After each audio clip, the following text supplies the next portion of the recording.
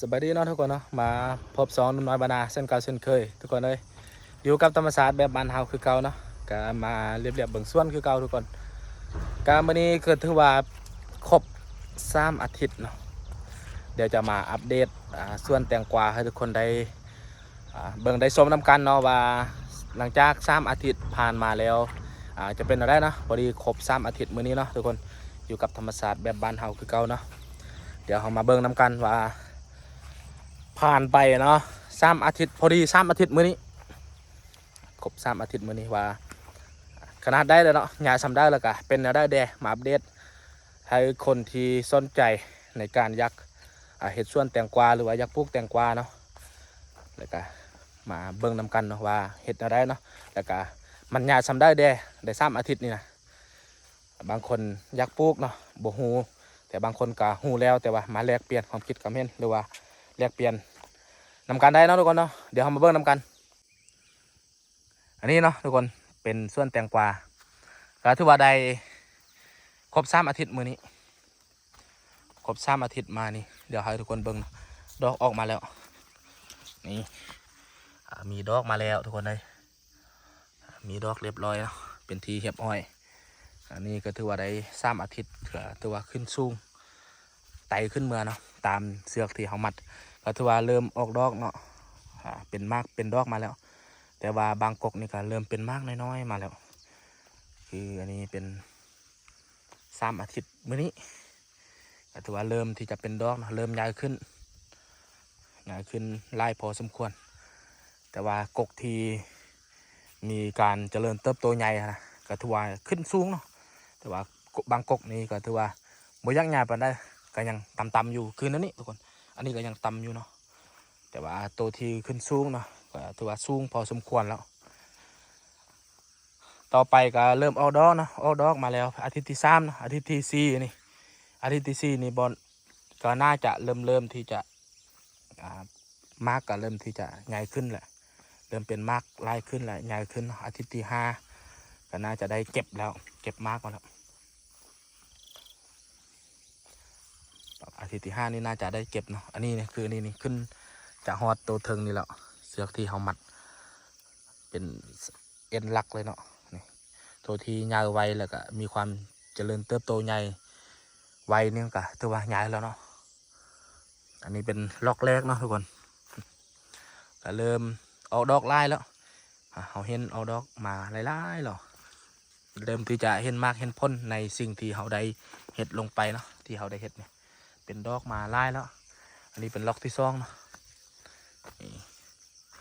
ล็อกที่2มาอัปเดตให้ทุกคนได้เบิ่งนำกันตั้งแต่แรกเนาะบางคนได้ติดตามแล้วก็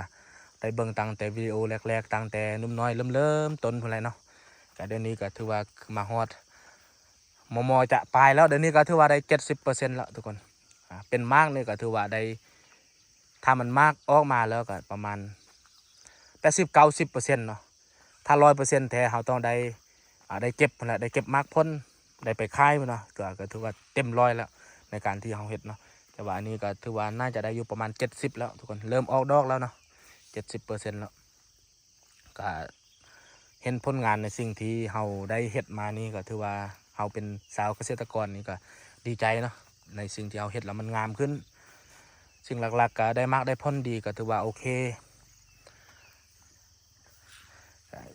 แต่ละมือนะนุ่มน้อยก็มาอยู่นี่แหละมามัดเนาะเพราะว่าเขาต้องได้มัดไล่ด้วยทุกคนกกหนึ่งนี่บางครั้งใน4-5 เส้นนะบางครั้งบางอันนะเขาเบิ่งแต่คะแนนมันเนาะคะแนนมันแตกออกมาไล่เขาก็ต้องได้มัดเพราะว่าเขาจะบ่ให้มันตกลงมาเนาะนี่คือกกนี้นี่ทุกคะแนนนี่เขาต้องได้มัดนี่แต่ว่ายังคะแนนนี้ยังไม่ได้มัดเถื่อนนี่คือคะแนนแบบนี้มันแตกออกมาแบบนี้เขาต้องได้มัดขึ้นเนาะเขาบ่ให้มันงอกลงเนาะทุกคนบ่ให้มันตกลงมาเพราะว่าเวลามันตกลงมาขึ้นนี่เขาต้องได้มัดเลยคืออันนี้มัดเส้นหนึ่งเนาะอันนี้มัดเส้นหนึ่งมันต้องแยกกันแบบนั้นเพราะว่าเขาบอกให้มันเวลามันเป็นมากมาเนี่ยมากมันตกลงดินมันจะบงงามเนาะเขาต้องได้มัดทุกคะแนนเลยยางบอลยางนี่สบายนิดนึงบอลว่าเขาจงกว้างเนาะทุกคนเนี่ยเขาเบิ้งแต่ว่ามันจะเสียพื้นที่ เสียเป็นทีไล่เขาถ้าเขาจงกว้างเนาะอันนี้ก็จงกว้างนะกว้างบนยางสบายเนาะแต่ว่าเขาจะเสียพื้นที่ในการปลูกละลายเนาะแต่ว่าถ้าเขาจงแคบเขายางโบสะดวกเวลาเขายางมากวดหรือมาเรียบเวลาเขาเก็บเวลามันเป็นมากเป็นพ้นเขาเก็บยากเนาะซิวๆสบายเนาะทุกคนนี่แหละวิธีชีวิตคนบ้านเขาก็ที่หนุ่มน้อยเว้าละตลอดมาเนาะว่าวิธีชีวิตคนบ้านเฮาตื่นเช้ามาก็มาเบิ่งเครื่องปลูกของฟังแบบนี้แหละคือหนุ่มน้อยมาแต่ละเทื่อนี่หนุ่มน้อยจะเรียบเป็นแถวแบบนี้เนาะมาเรียบเบิ่งว่า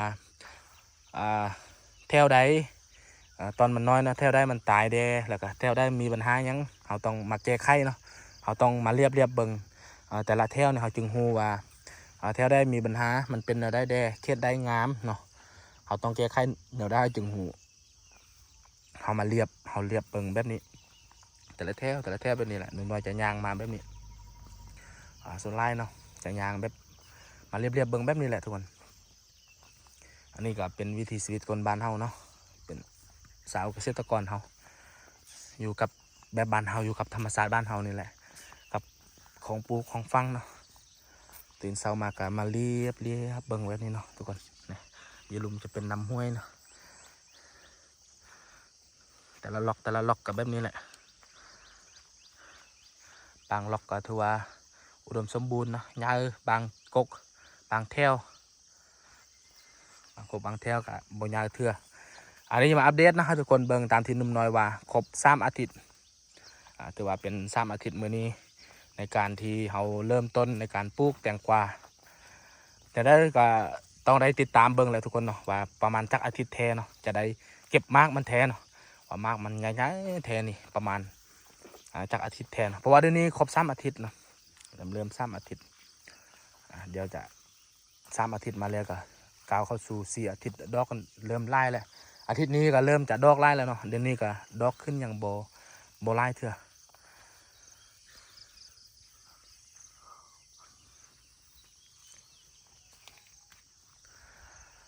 เอาเป็นอะไรหนุ่มน้อยกับฟ้าทุกคนเด้อไปกดไลค์กดแชร์กด subscribe แล้วว่ากดติดตามเนาะเพื่อทุกคนจะบ่พลาดคลิปใหม่ๆพบกันคลิปหน้า